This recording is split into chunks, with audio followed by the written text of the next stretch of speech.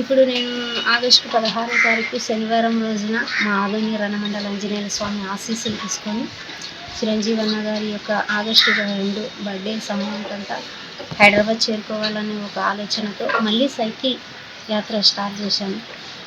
Success అయింది. ఎలా success అంటే డబల్ సక్సెస్ అయింది.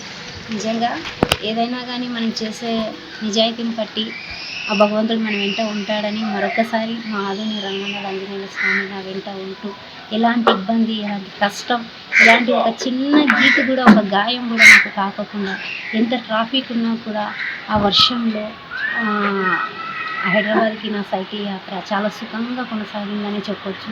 డిస్టర్బెన్స్ ఏమైందంటే వర్షం. ఆ వర్షం వల్ల చాలా ఇబ్బంది పడ్డాను, చాలా సఫర్ అయ్యాను. అయినా కూడా వర్షం కూడా లెక్క చేయకుండా మెగాస్టార్ చిరంజీవి అన్న గారిని కలవాలన్న ఒక దృఢ సంకల్పంతో నేను ఈ సైకిల్ యాత్ర కొనసాగించాను. ఈ సైకిల్ యాత్ర సక్సెస్ అయ్యింది. అవ్వడమే కాదు, చిరంజీవి అన్న గారి నా యొక్క వీడియోలు చూశారంట. అన్న నాతో చెప్పారు, అమ్మ మీరు సైకిల్ మీద నన్ను కలవాలని వచ్చిన ఈ వీడియోలు నేను చూశాను, అందుకే మిమ్మల్ని ఎలాగైనా మిమ్మల్ని రప్పించుకోవాలి అన్న ఆశతోనే మిమ్మల్ని రప్పించానమ్మా. ఎలా చేశారు ఈ సాహసం అని చిరంజీవి అన్న గారు అడుగుతూ ఉంటే నిజంగా నా కళ్ళల్లో నీళ్ళు ఆగలేదు. నా ఆనందం మాటల్లో చెప్పలేను.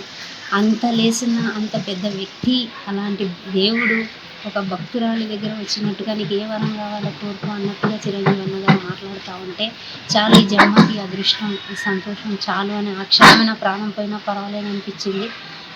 చిరంజీవి అన్న గారు చాలా హుందాగా చాలా నన్ను రిసీవ్ చేసుకున్నారు. అక్కడ ఉన్న స్టాఫ్ అయితే ఏంటి, అక్కడ ఉన్న బ్రదర్స్ అయితే ఏంటి, నా దగ్గర చాలా ఆప్యాయంగా మాట్లాడుతూ నాకు టీ కాఫీలు నా పిల్లలకి అన్నీ అందించారు. చిరంజీవి అన్న గారు అలా అది శిఖరం నుంచి కిందికి దిగొచ్చి ఒక భక్తురాలికి, ఒక శివుడి కిందకి దిగొచ్చి భక్తురాలికి వరం ఇచ్చినట్టుగా చిరంజీవి అన్న అటు వెనక సైడ్ నుంచి వచ్చి ఆ ద్వారణాలు ఇలా చెట్టు ఉంది, ఆ చెట్టు యొక్క ఇలా ఈ తీగలు ఇలా అనుకొని లోపలికి వచ్చి ఎక్కడుందా అమ్మాయి అని అక్కడ స్టాఫ్ని అడగడం, అదంతా నేను గమనిస్తున్నాను. ఎందుకంటే నేను అక్కడ కూర్చున్నాను. అన్న నన్ను అడగడం, నేను అడిగేసరికి అన్నతో నేను పరిగెత్తి వెళ్ళడం, అన్న నన్ను చాలా ప్రేమతో దగ్గర తీసుకొని మాట్లాడడం, ఎందుకు తల్లి ఇంత సాహసం చేస్తామంటే ఒకే మాట అన్న ఈ ధైర్యాలంతా మీరు ఇచ్చింది, ఈ అభిమానం అంతా మీ పైన ఉన్న అభిమానంతో నేను వచ్చానన్నా అన్నాను. చాలా నవ్వారన్న, సంతోషపడ్డారు, మాట్లాడారు. అలాగే నా ఆర్థిక పరిస్థితుల గురించి కూడా అడిగారు. నేను అన్నను అభిమానంతో కలిసేకి వెళ్ళానే కానీ నా ఆర్థిక పరిస్థితులు చెప్పుకొని ఏదో లాభం పొందాలి అనే ఆలోచనతో పోలేదు. అప్పుడు కళ్యాణ్ అన్న దగ్గర పోయినప్పుడు కూడా ఇదే మాట చెప్తున్నా, ఇప్పుడు ఇదే మాట చెప్తున్నా. చాలామంది చాలా రకాలుగా అమ్మాయి ఏదో డబ్బు కోసం పోయింది, డబ్బులు తెచ్చుకునింది, ఇన్ని లక్షలు ఇచ్చారు, అన్ని లక్షలు ఇచ్చారని చెప్తున్నారు. నిజంగా మీడియా ముఖాంతరంగా నా అంతరాత్మ సాక్షిగా చెప్తున్నా, నాకు ఎవ్వరూ డబ్బు ఇవ్వలేదు, ఎవరితో నేను డబ్బు కోసం పోలేదు. కానీ నా ఆర్థిక పరిస్థితిని చూసి గతంలో అన్నగారు నా కుటుంబానికి అండగా నిలబడి నాకు 3 సెంట్ల జాగా బైపాస్ రోడ్లో ఇప్పించడం జరిగింది. అది ఇల్లు అనేది కొంచెం స్లో ఉంది, దాని గురించి కూడా దృష్టి పెట్టి ఏదో ఒకటి మాకు గూడు చేసిస్తే నిజంగా నాకు సంతోషం. ఆ తర్వాత ఇప్పుడైతే చిరంజీవి అన్న గారు నా పిల్లల ఎడ్యుకేషన్ గురించి పూర్తిగా భరోసా తీసుకున్నారు. నేను అభిమానంతో ఆ చిన్నన్న దగ్గరకైనా పెద్దన్న దగ్గరకైనా సరే అభిమానంతోనే నేను ఈ యొక్క సైకిల్ సాహసం చేశాను. వాళ్ళు నా కష్టాన్ని గ్రహించి నాకు అండగా నిలబడుతున్నారు. కళ్యాణ్ అన్న అయితే ఏమి, చిరంజీవి అన్న గారు అయితే ఏమి, నా పిల్లల ఎడ్యుకేషన్కి చిరంజీవి అన్న పూర్తి భరోసా తీసుకున్నారు.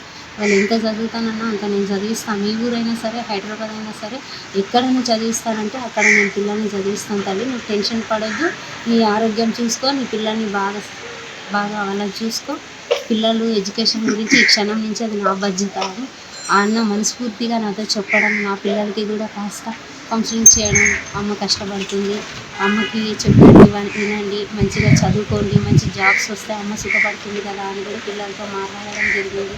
అలాగే అన్న నన్ను చాలా ప్రేమతో దగ్గర తీసుకొని నేను అన్న ర్యాకీ తెచ్చానన్నా అంటే కట్టు తల్లి అన్నారు. గతంలో కూడా కళ్యాణ్ అన్నగారు కూడా అలాగే అన్నారు. ఎందుకో నాకు నేను అభిమానించే వాళ్ళకంతా ర్యాకీ కట్టాలని నాకు చిన్నప్పటి నుంచి ఆశ. కానీ నాకు ఊహ తెలిసినప్పటి నుంచి చిరంజీవికి ర్యాకీ కట్టాలనుకున్నా కానీ అది నిజంగా ఇలా నెరవేరుతుంది అనుకోలేదు. నిజంగా కళ్యాణ్ అన్న గారికి ర్యాకీ కట్టాను, చిరంజీవి అన్న గారికి కూడా ర్యాకీ కట్టాను. అది రుణమో వరమో నాకు తెలీదు, నా జన్మ అంటూ ధన్యమైంది. అన్నయ్య గారు నాకు శారీ పెట్టారు, పిల్లలకి ఏదో తినడానికి ఏదో చాక్లెట్స్ ఏవో ఇచ్చారు.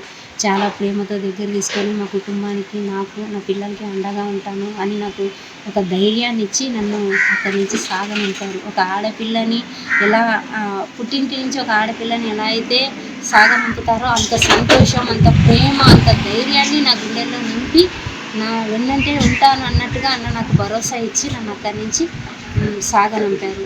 నాకు అప్పుడు అనిపించింది ఈ జన్మకి ఇది చాలు, నా జన్మ ధన్యమైపోయింది అని నాకు అప్పుడు అనిపించింది.